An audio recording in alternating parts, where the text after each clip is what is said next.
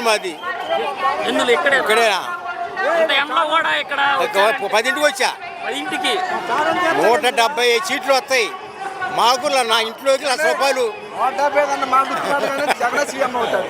నువ్వు ఆగరా నీకేం తెలుసు అది నువ్వు అది జగన్ మాకు 70,000 వస్తున్నాయి నా లోన. నాకు ఆరోగ్యశ్రీ మా మనలో 18,000 చంద్రబాబు మాకు వస్తున్నాయి. నాకు పింఛనీ వస్తుంది. నాకు 60,000 వస్తున్నాయి నా ఇంట్లో. ఇంకేముంది చంద్రబాబు నాయుడు వస్తాడా? చెప్పరావు అని చెప్పు. రాడు గుత్తలు పెట్టుకోవాల్సింది. గుత్తలు పెట్టుకోమని ఇద్దరిని గుత్తలు పెట్టుకోమన్నా. పుప్పాల వాసుబాబు గారు ఇంత ఎండలో కూడా ఇక్కడికి వచ్చారు. మేము సిద్ధమనే దానికి జగనన్న గారు అంటే అభిమానం అండి. అవును, బాగా అభిమానం అండి. 2014 నుంచి ఆయనతోటి మేము ప్రయాణం చేస్తున్నాం. ఇప్పుడు పవన్ కళ్యాణ్ గారు చంద్రబాబు గారు కలిసి వస్తున్నారు కదా కొత్తగా, వాళ్ళ వల్ల మా జగన్ గారికి ఏమన్నా ఏమాత్రం కూడా నష్టం లేదు. 0% కూడా నష్టం లేదు. అదేందా ఆవిడ వాళ్ళ వల్ల కానీ షర్మిల వల్ల కానీ 1% కూడా అసలు నష్టం అనేది జరగదు. ఈసారి 175 రావాలని మేము కోరుకుంటున్నాం. 175 కావాలని మేము కోరుకుంటున్నాం. జగన్ గారు ఎలా కోరుకుంటున్నారో మేము కూడా 175 కావాలని కోరుకుంటున్నాం.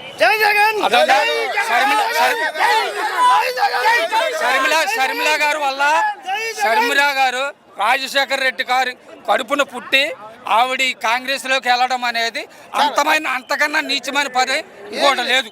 ఎందుకంటే ఇవాళ రాజశేఖర్ రెడ్డి చనిపోవడానికి కారణమే కాంగ్రెస్ పార్టీ అని మనం అనుకుంటున్నాం. అలాంటి కాంగ్రెస్ పార్టీలోకి వెళ్ళి నువ్వు జగన్మోహన్ రెడ్డి గారిని నువ్వు ఎదుర్కొంటావా? అసలు అది ఎంత తప్పది. ఇవాళ నువ్వు ఒక్క చెల్లివే బయటికి వెళ్ళిపోతే కొన్ని కోట్ల మంది చెల్లెళ్ళు ఆయన వెనకాల ఉన్నారు. అది జగన్మోహన్ రెడ్డి గారు ఎమ్మెల్యే గారిని మారుస్తున్నారు కదా, దానివల్ల ఏమన్నా ఎఫెక్ట్ అంటే ఏం లేదండి. ఆయన ఒక్క సర్వేలో ఎవరికైతే సీట్ ఇస్తే నెగ్గుతాడు అనేది ఆయన మైండ్లో ఉంది.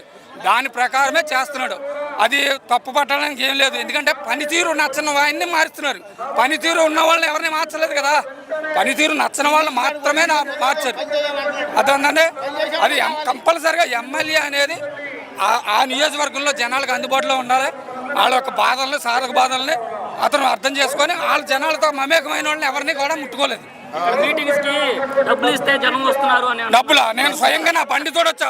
కనీసం ఒక వెహికల్ పెట్టిన దాంట్లో కూడా నేను రాలా. నా బండితో నేను వచ్చా. అంటే ఆ పార్టీ అభిమానంతో వచ్చానా లేకపోతే దేని గురించి వచ్చా? ఎవరెవరు చెప్పింది బయట నుంచి 100 మంది 100 రకాలుగా చెప్తారు. అది కాదు, పార్టీ అభిమానం ఉంటేనే వస్తాడు ఇక్కడికి. అంతేగాని లేకుండా ఎందుకు వస్తాడు ఇక్కడికి? అభిమానం లేకుండా.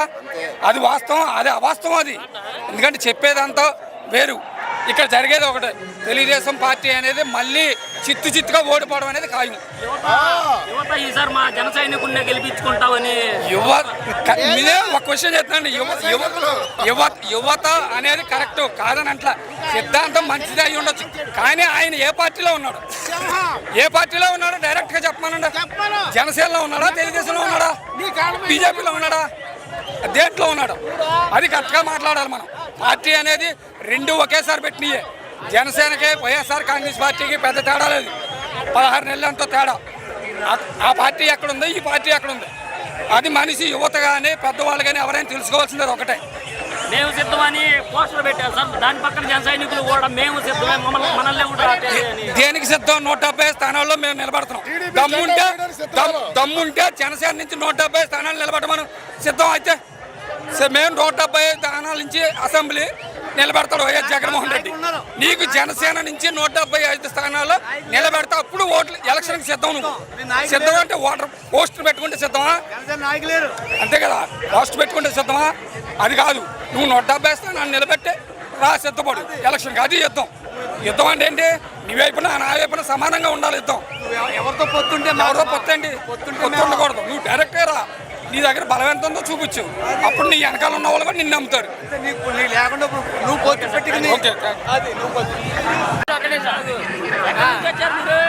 నేను దెందూరు నియోజకవర్గం కొమరపల్లి. అన్న, నువ్వు చేసిన మంచి పని నాకు చాలాగా ఆనందంగా ఉంది. నాకు అన్నీ జరిగినాయి.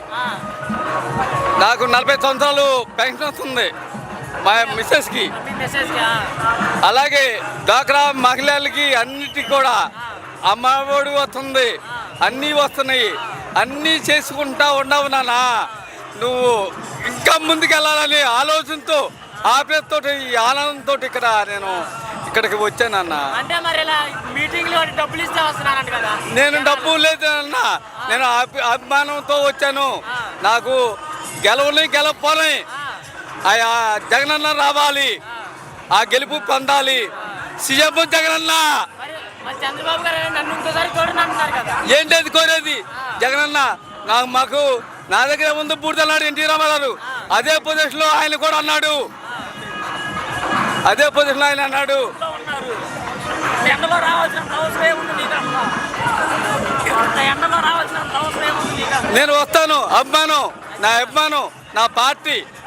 నేను ఈసారి జగన్ గారికి ఎన్ని సీట్లు వస్తాయి ఈసారి? ఇవాళ లెక్క మన పోయిన దానికి 51 వచ్చింది. ఇవాళ ఇంకా 60-70 కూడా వస్తాయి. ఈ 60-70 కాదు, 170 సీట్లు వస్తాయి.